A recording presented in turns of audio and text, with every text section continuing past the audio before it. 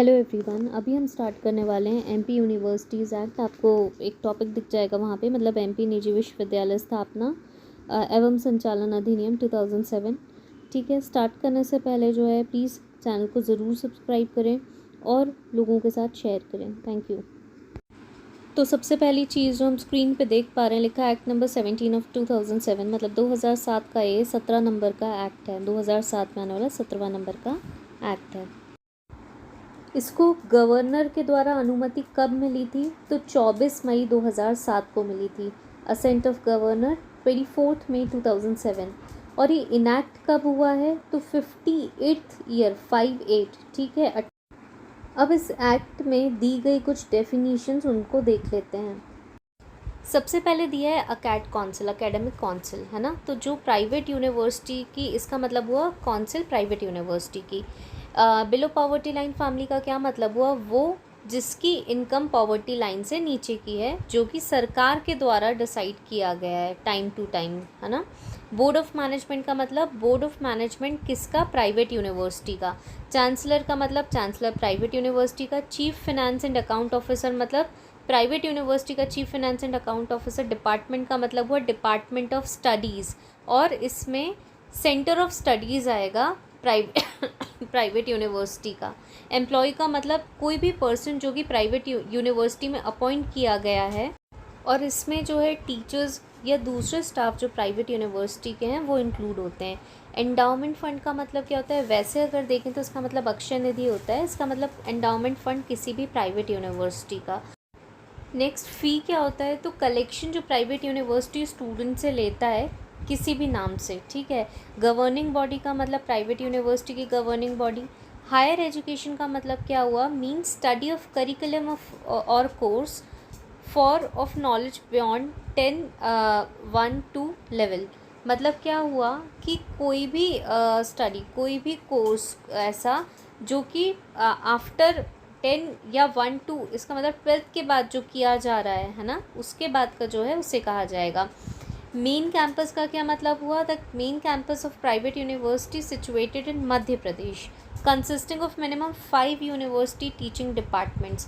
Main campus का मतलब वो हुआ कि जो मध्य प्रदेश के मतलब उसमें क्या कहते हैं, बाउंड्रीज में सिचुएटेड है, और मिनिमम उसकी 5 यूनिवर्सिटी मतलब मिनिमम 5 डिपार्टमेंट्स हैं उसके अंडर में, स्कूल ऑफ स्टडीज़ हैं, and where the vice chancellor and registrar resides, और वाइस चांसलर और रजिस्ट्रार भी हैं वहीं पर। Also where the main office of the private university is located, और मेन ऑफिस भी उस यूनिवर्सिटी का वहीं पर है। इसके बाद national council for assessment and accreditation का मतलब ये हुआ, जिसका हमने पढ़ा था हेड ऑफिस कहाँ पर है? बेंगलोर में, जो कि एक ऑटोनॉमस इंस्टीट्यूशन है। किसकी? यूजीसी की। नेक्स्ट आता है अदर बैकवर्ड क्लासेस, मतलब वो क्लासेस जो कि स्टेट गवर्नमेंट के द्वारा जो नोटिफिकेशन आया था डेटेड ऑन 26 दिसंबर 1984, और उसके बाद टाइम टू टाइम अमेंड हुआ है। ठीक है। प्राइवेट यूनिवर्सिटी का मतलब प्राइवेट यूनिवर्सिटी जो कि इस एक्ट में इनकॉर्पोरेट की गई है, इस्टेब्लिश की गई है। क्वालिफ़िकेशन मतलब डिग्री या कोई भी दूसरी क्वालिफ़िकेशन जो अवार्ड की जाती है यूनिवर्सिटी के द्वारा। प्राइवेट यूनिवर्सिटी की बात हो रही है यहाँ पे। रजिस्ट्रार प्राइवेट यूनिवर्सिटी की बात हो रही है। अगेन रेगुलेशंस मतलब जो कि प्रोविजंस इस एक्ट के होंगे वो। रेगुलेटरी बॉडी का मतलब हुआ सेंट्रल या स्टेट रेगुलेटरी बॉडी, जो कि सेंट्रल या स्टेट गवर्नमेंट के द्वारा सेटअप की गई है, ताकि वो जो भी नॉर्म्स हैं उनको ले डाउन कर सके, उनको बना सके, और कंडीशन इंश्योर कर सके कि क्या मतलब इंश्योर कर सके कि हायर एजुकेशन के लिए क्या क्या कंडीशंस होनी चाहिए। नेक्स्ट हो रही है, आती है रेगुलेटरी काउंसिल। रेगुलेटरी काउंसिल का मतलब हुआ AICTE की बात हो रही है यहाँ पर, जो कि AICTE के एक्ट के द्वारा 1987 में सेटअप किया गया था। इसके अलावा बार काउंसिल ऑफ इंडिया की बात हो रही है, जो कि सेक्शन 4 के तहत बनाया गया है एडवोकेट्स एक्ट 1961 में। ठीक है। फिर द काउंसिल ऑफ आर्किटेक्ट की बात हो रही है, जो आर्किटेक्ट एक्ट 1972 के तहत बना है। The medical council of India की बात हो रही है। इंडियन मेडिकल काउंसिल एक्ट की बात हो रही है यहाँ पे। इसके अलावा पैरामेडिकल काउंसिल की बात हो रही है। ठीक है। फार्मेसी काउंसिल की बात हो रही है। तो ये सारी काउंसिल्स यहाँ पे रेगुलेटरी काउंसिल के अंतर्गत बोली गई हैं। फिर शेड्यूल का मतलब क्या हुआ? तो शेड्यूल मतलब जो इस एक्ट में बोला गया है। शेड्यूल कास्ट का मतलब जो कि आर्टिकल 341 में भारत के संविधान में डिफाइंड है। शेड्यूल ट्राइब का मतलब जो आर्टिकल 342 में भारत के संविधान में, कॉन्स्टिट्यूशन में इंडिया के मेंशन्ड है। फिर बात हो रही है स्कूल ऑफ स्टडीज़ की, जिसका मतलब ये हुआ कि इंस्टीट्यूशन जो कि प्राइवेट यूनिवर्सिटी के द्वारा मेंटेन किया जाता है और ये हायर लर्निंग और रिसर्च की एक जगह है।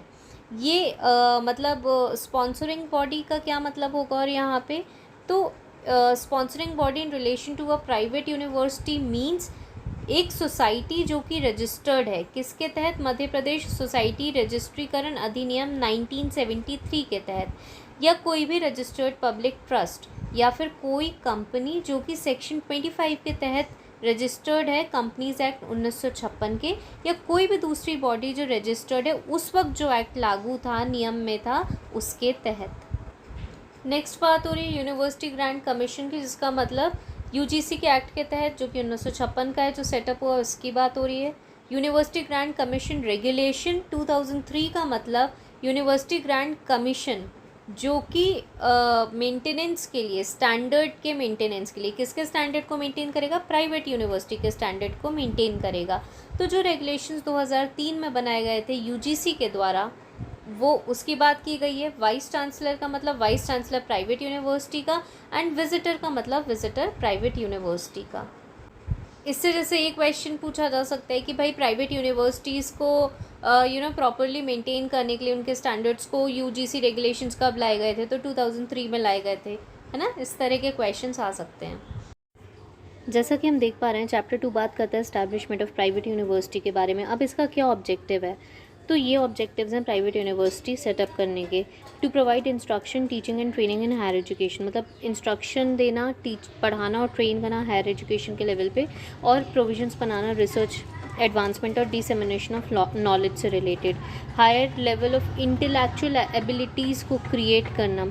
स्टेट बनाना, कैसा स्टेट बनाना? आर्ट फैसिलिटीज़ का, जहाँ पर एजुकेशन और ट्रेनिंग कैरी आउट की जा सके, जहाँ पे टीचिंग और रिसर्च हो सके। ऐसे सेंटर्स ऑफ एक्सीलेंस बनाना जहाँ पे रिसर्च डेवलपमेंट हो सके, जहाँ पे नॉलेज को शेयर किया जा सके और उसका एप्लीकेशन मतलब हो सके प्रॉपर, ठीक है। फिर मेंटेन किया जा सके स्टैंडर्ड ऑफ डिग्रीज़, जो डिग्री दी जा रही है उसका स्टैंडर्ड, डिप्लोमास का, सर्टिफिकेट्स का और दूसरे एकेडमिक डिस्टिंक्शंस का स्टैंडर्ड मेंटेन रखा जा सके।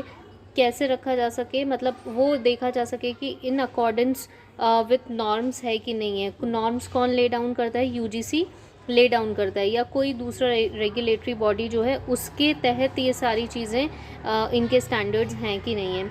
To pursue any other objective as may be approved by state government, जो भी स्टेट गवर्नमेंट ऑब्जेक्टिव देती है उन सारी चीज़ों को परस्यू करवाना, और इस मतलब और जो ऑब्जेक्टिव्स हैं वो किसके ऊपर बेस्ड हों, जैसा कि रिकमेंडेशंस दिए जा रहे हैं रेगुलेटरी कमीशन के द्वारा समय समय पर, उसके अनुसार सारे ऑब्जेक्टिव्स को परस्यू कराना।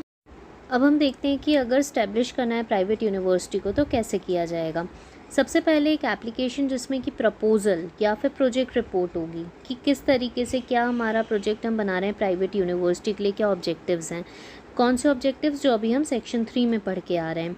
और ये कौन बनाएगा? जो स्पॉन्सरिंग बॉडी है वो ये सारी चीज़ें मतलब इकट्ठा करेगी, ये सारी चीज़ें बनाएगी, और रेगुलेटर या कमीशन को जो है अलॉन्ग विद जो भी फ़ी रिक्वायर्ड है प्रिस्क्राइब्ड तरीके से, जिस भी फॉर्म में ये सारी चीज़ें भर के देनी है, भर के सबमिट करेगी, ठीक है। तो क्या करेगी?